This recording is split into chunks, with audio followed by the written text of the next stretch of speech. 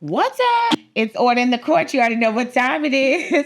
It's your favorite attorney, Allie Booker. Welcome to Order in the Court. You know how it goes. You write me, okay, and I bring you to the court of my public opinion. I'll let you know what I think. Now, at the end of the day, we're not going to look at this as legal advice because this may or may not fit your particular situation. However, I promise you that I'm going to be as candid as possible and as direct as possible, just like I am with my clients, so that you can get a very good understanding of what you are trying to know.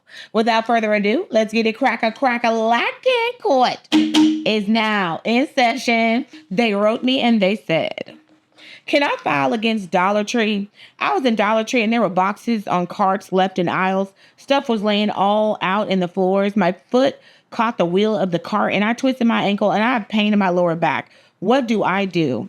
Honey. Now, let's bring to the word of my public opinion. I'm going to say this, and I mean what I say when I say this. You can make some of the best money on slip and falls, but they are some of the toughest cases to make. However, you can make some of the best money on slip and falls. I'm telling you. Why? Because it's a floor in a person's body, and that is some serious damage can be done. I mean, there have been people that have had spinal injuries. I mean, back injuries so bad that it's compromised their ability to walk in stores. And that, sometimes is better than an 18-wheeler wreck any day. But it just depends. But I will tell you that, they're lucrative. When I say that, I'm saying that to say they're serious cases. People look at slip and falls like, oh, no big deal. You fell, get up and walk out of here. No. If those are heavy, if they have the capacity to be heavy hitting cases, why is that so? That is because some of the most terrible injuries can be had in and through a slip and fall, guys. That's why. And this person is saying they've twisted their ankle and they have pain in their lower back. Those are two big no-nos. Because your ankle being twisted, that is a substantial injury, depending on how bad it's twisted. Okay? And that requires medical care and treatment afterwards. In lower back pain, we all know that can ruminate, get worse, go away, come back.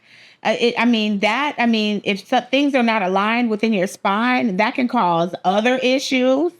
In addition, it can allow arthritis to set in sooner than it would have set in. I mean, it's all types of issues that come along with back pain, injuries, and slipping and falling in the store. One thing that we always have to look at is water on the floor. A lot of times people are like, oh, I fell and slipped in water. Water is not going to always open the gateway for you to be able to sue, guys.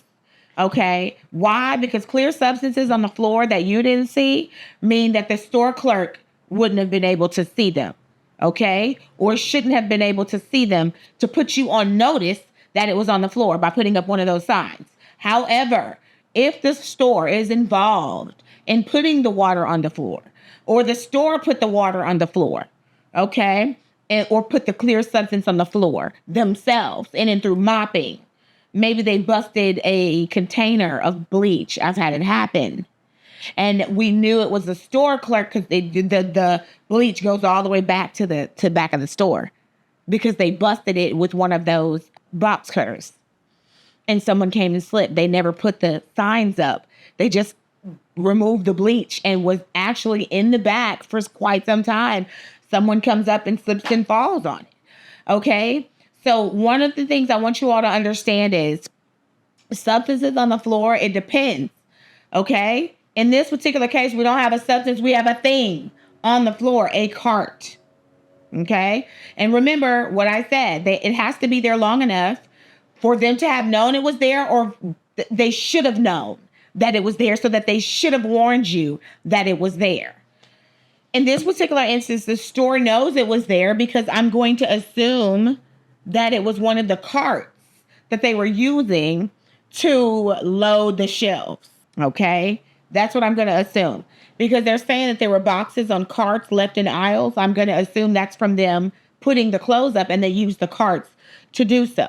And stuff was laying all over the floor. So these are hazards that more than likely probably Dollar Tree created. And if not, more than likely one can prove that they knew or should have known that stuff was all over the floor. If it's a whole bunch of stuff on the floor, you know or should have known it was there. If there's a certain area that people mess up and they always throw the stuff on the floor, or should have known that they were there. Now, I know one of the things that I've sued Family Dollar before, there are certain ways that they go through to check the floors, the debris in the aisles, to go do cleaning. You have to trap them on that. But more than likely, these people at Dollar Tree knew or should have known that this stuff was all over the floor, because it looks like they were the ones that put it there while they were opening boxes and putting the store back together. Now, your foot catching the wheel of the cart, that can happen, because a lot of the times when those carts are covered with boxes and clothes and stuff, you can't see all of the wheels. You can't see all of the cart. So it's a disclosed issue, meaning sometimes things are hazards. Okay, but we can accidentally kind of disguise the hazard to where people can't really see it's a hazard. That's why a lot of the times where people have uneven sidewalks, you'll see that they mark them with neon or mark them with yellow, and they will put a sign, uneven sidewalk. They're putting you on notice, okay, that this is a disguised hazard. In this particular case, there was probably no sign, no caution. They don't speak of anything cautionary around the cart. Please, I hope that you, number one, let the clerk know and the store know that you fell and that you were harmed, so that they can make a record and that you took names and that you took photographs, etc. Number two, call the ambulance to take you from the store if you did not feel like you could make it to your car. Because what you don't want to do is not create a record of how bad you're hurt. Get in that ambulance and go. Number three, make sure you see a doctor shortly after the fall, right after the fall, because you need a hospital, a doctor, or somebody to opine to your injuries, the substantiality of these injuries, as well as what these injuries are. Okay? So I hope you did all that, because listening to you probably have a case. Next case. Court stands in recess. Get your moolah. Think it's time I made that call. I'm locked up and facing charges. Who gon' fight these cases for me? I called Booker Law Firm. They got the job done. They were right there for me. For more information, contact the Booker Law Firm at 713-292-2225.